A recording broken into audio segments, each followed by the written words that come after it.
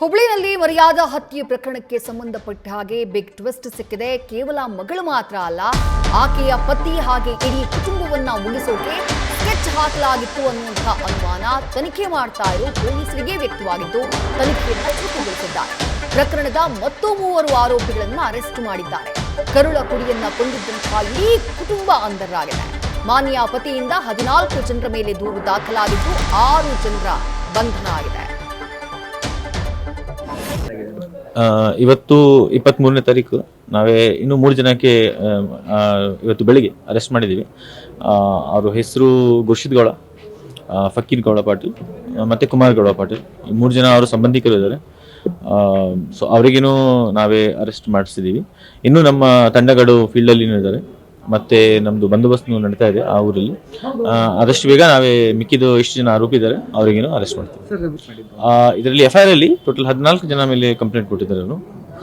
ಅದರಲ್ಲಿ ಕೆಲವು ಜನ ಇದ್ದಾರೆ. ನಾವೇ ಆಲ್ಮೋಸ್ಟ್ ಈಗ 6 ಜನಗೆ ವಶಕ್ಕೆ ಪಡೆದಿದ್ದೀವಿ. ಮಿಕ್ಕಿದಕ್ಕೆ ನಾವೇ ಆದಷ್ಟು ಬೇಗ ಅರೆಸ್ಟ್ ಮಾಡ್ತೀವಿ.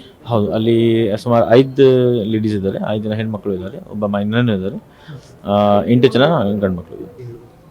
ನಮ್ಮ ತಂಡಗಳು ಸಿಕ್ಕಾಪಟ್ಟೆ ಕೆಲಸ ಮಾಡ್ತಾ ಇದ್ದಾರೆ. ನಾವೇನು ದಿನ ರಾತ್ರಿ ಕೆಲಸ ಮಾಡ್ತಾ ಇದ್ದೀವಿ. ಮತ್ತು ಈ ಥರ ಘಟನೆ ಆದರೆ ನಮಗೇನು ಒಂದು ಶಾಕ್ ಆಗುತ್ತೆ.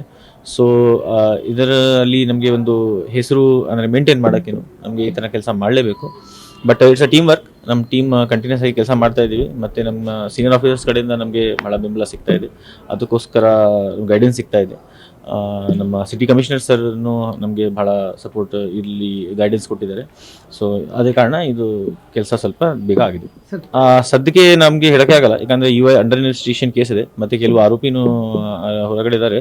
ಸೊ ನಾವೇ ಪೂರ್ತಿ ತನಿಖೆ ಮಾಡಾದ್ಮೇಲೆ ಒಂದು ಅವರು ಹೇಳಿದ್ದಾರೆ. ಬಟ್ ನಮ್ಮ ತನಿಖೆಯಲ್ಲಿ ನಾವೇ ಈ ಥರ ಹೇಳೋ ಪ್ರಕಾರ ಹೋಗಲ್ಲ. ನಾವೇ ಪೂರ್ತಿ ಎವಿಡೆನ್ಸ್ ಕಲೆಕ್ಟ್ ಮಾಡ್ತೀವಿ. ಅದರ ಬ್ಯಾಕ್ಗ್ರೌಂಡಲ್ಲಿ ಏನಿದೆ, ಹಿನ್ನೆಲೆ ಏನಿದೆ, ಮುಂದೆ ಏನಿದೆ ಅದೆಲ್ಲ ಮಾಡಿಸ್ಕೊಂಡೇ ಡಿಸೈಡ್ ಮಾಡ್ತೀವಿ.